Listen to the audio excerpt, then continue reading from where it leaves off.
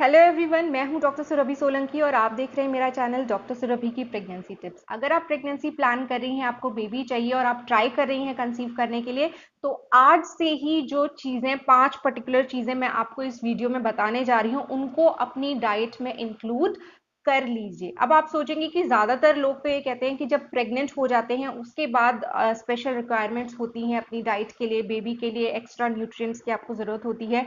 लेकिन आप सोच के देखिए कि ज़्यादातर महिलाओं को तो पता ही नहीं चलता है कि वो प्रेग्नेंट कब हो गई।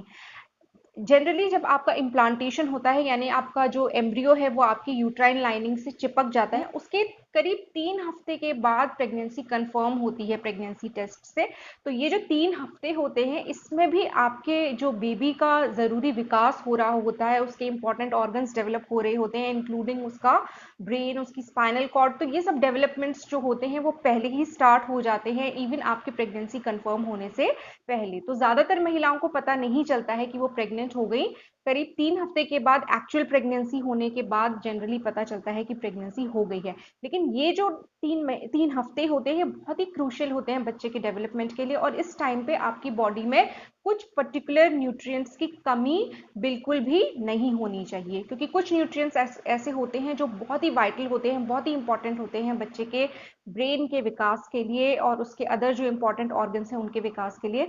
तो इसलिए ये ज़रूरी हो जाता है कि जब आप प्रेगनेंसी प्लान कर रही हैं, तभी से आप अपनी डाइट में कुछ पर्टिकुलर चीज़ें ऐड कर लीजिए, ताकि आपका जो बेबी है, अगर आप कंसीव कर लेती हैं, तो उसको उन न्यूट्रिएंट्स की कमी बिल्कुल भी ना हो और उसका प्रॉपर विकास हो आपके वूम में, आपके यूट्रस के अंदर। तो इस तरीके से आप समझ गई होंगी कि प्रेगनेंसी प्लानिंग में ही क्यों ज़रूरी होता है कि हम अपने डाइट में कुछ पर्टिकुलर चेंजेस वहाँ पे कर लें। सबसे पहली चीज़ जो मैं आपको रेकमेंड करूंगी कि आप अपनी डाइट में आज से ही ऐड कर लें, वो है बादाम।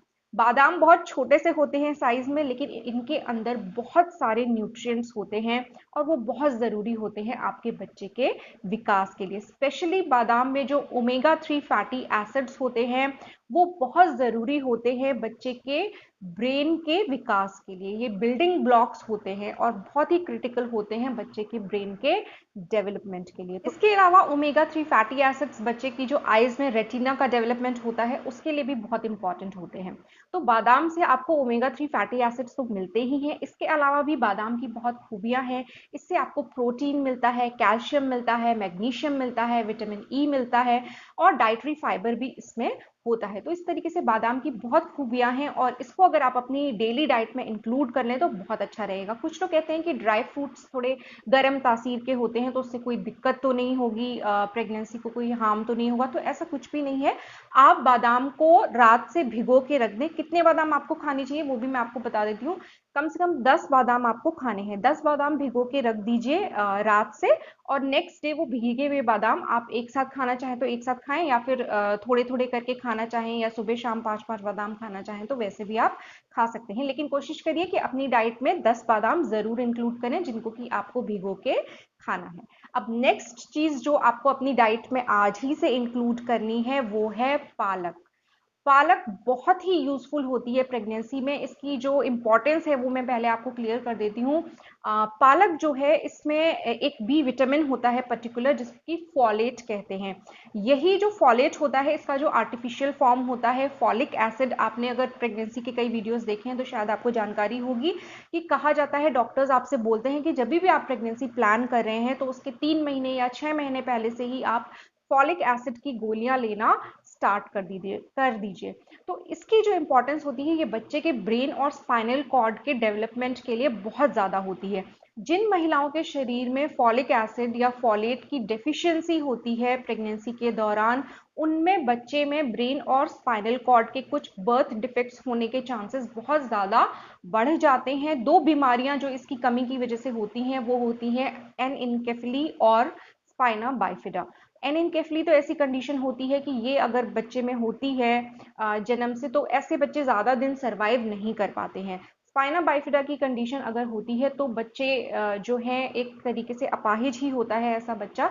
चाहे वो सर्वाइव कर जाए तो भी उसमें डिसेबिलिटी बनी रहती है। तो ये दो काफ़ी सीरियस डिफेक्ट्स होते हैं जो कि फॉलिक एसिड या फॉलेट की डेफिशिएंसी की वजह से होते हैं। अब पालक में क्या होता है, palak is very rich in folate. पालक जो फॉलेट का बहुत अच्छा सोर्स है। आप पालक को कैसे भी खाएं, पालक का सूप पिए, पालक की सब्जी ले सकते हैं, पालक के पराठे खा सकते हैं, मतलब जिस तरीके से भी आप इसको लेना चाहें। हालांकि मैं सूप को सबसे ज्यादा रेकमेंड करूंगी।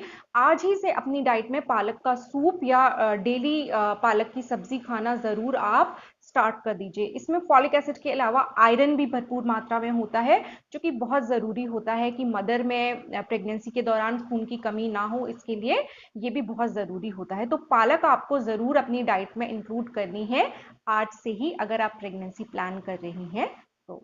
नेक्स्ट चीज़ जो आपको अपनी डाइट में इंक्लूड करनी है वो है दालें। दालें जो होती हैं वो प्रोटीन का बहुत ही रिच सोर्स होती हैं, और प्रेगनेंसी में प्रोटीन की रिक्वायरमेंट बहुत ज़्यादा होती है प्रेग्नेंट वुमेन को, क्योंकि ये बच्चे की ग्रोथ के लिए बहुत ज़्यादा ज़रूरी होता है।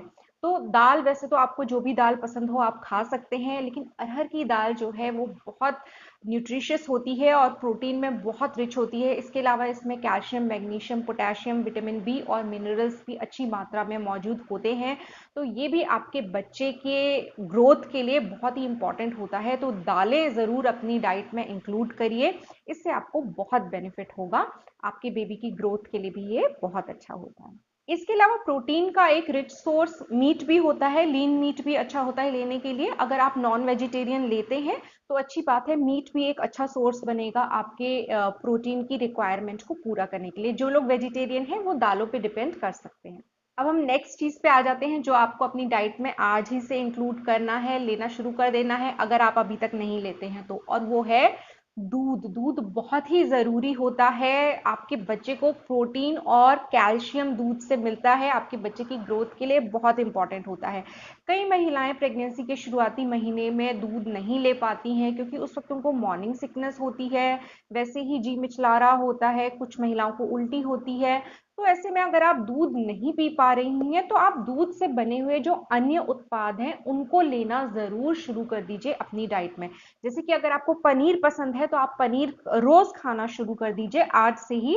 पनीर नहीं पसंद है आपको तो आप दही या छाछ अपनी डाइट में इंक्लूड कर सकते हैं।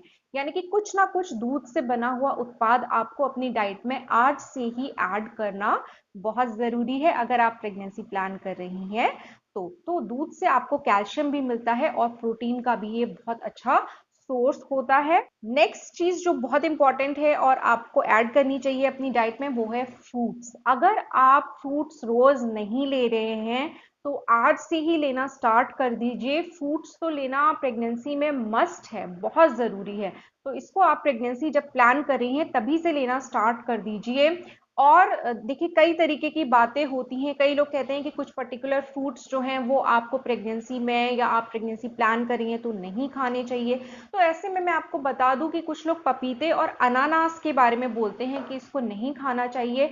हालांकि पका हुआ जो पपीता होता है या जो पका हुआ अनानास होता है उससे तो आपको कोई प्रॉब्लम नहीं होगी। तो अगर आप पसंद करते हैं पपीता या अनानास खाना तो आप ज़रूर खा सकते हैं। इनके भी बहुत बेनिफिट्स हैं, ये बहुत रिच होते हैं विटामिन में और मिनरल्स में। लेकिन कच्चा पपीता या कच्चा अनानास आप अवॉइड करिए, क्योंकि इनमें कुछ ऐसे सब्सटेंसेस होते हैं जो थोड़ा यूट्रस में कॉन्ट्रैक्शंस पैदा कर सकते हैं, जिसकी वजह से थोड़ा रिस्क मिसकैरेज का बढ़ सकता है। तो इसलिए कच्चा पपीता या कच्चा अनानास जो है वो तो आप बिल्कुल मत लीजिए। लेकिन इसके अलावा जितने भी फ्रूट्स हैं, और ऐसा नहीं है कि आप इंटरनेट पे जाएं और वो पर्टिकुलर जो फ्रूट्स आपको बता रहे हैं कि ये खाइए वो खाइए, उससे कंफ्यूज होने की जरूरत नहीं है। आपको जो फ्रेश सीजनल फ्रूट्स हैं वो लेने हैं, जो सीजन में आ रहे हैं मार्केट में, अच्छे ताजे फल जो आपको मिल रहे हैं वो आपको लेने हैं। और सभी तरह के फल जो होते हैं वो बहुत ही बेनिफिशियल होते हैं प्रेगनेंसी के लिए। तो आप केला ले सकते हैं, बिल्कुल सेब ले सकते हैं, आजकल आम आ रहे हैं आम खा सकते हैं आप। आम खाने में कोई प्रॉब्लम नहीं है, आपको पसंद है तो बिल्कुल आम खाइए। और ये भी बहुत रिच होते हैं आम जो विटामिन में और मिनरल्स में, और ये बच्चे की ग्रोथ के लिए बहुत अच्छे साबित होंगे। इसके अलावा कुछ फ्रूट्स होते हैं जिनको कि सिट्रस फ्रूट्स कहा जाता है, यानी कि वो थोड़े खट्टे फल होते हैं, जैसे कि संतरा हुआ।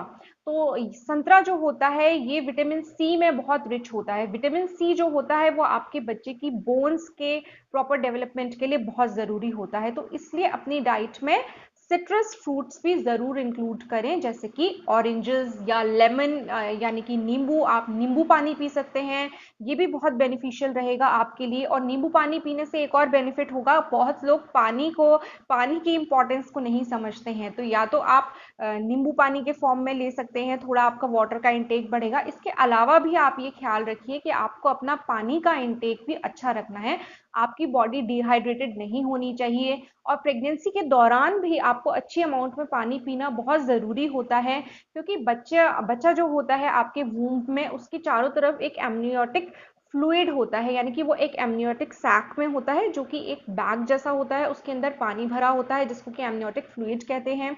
ये बच्चे को प्रोटेक्ट करता है और बच्चे के लिए काफ़ी इंपॉर्टेंट होता है, बच्चे की सेफ्टी के लिए। जिन महिलाओं में पानी की कमी होती है, यानी कि एमनियोटिक फ्लूइड कम होता है, इस कंडीशन को ओलिगोहाइड्रामनियोस कहते हैं।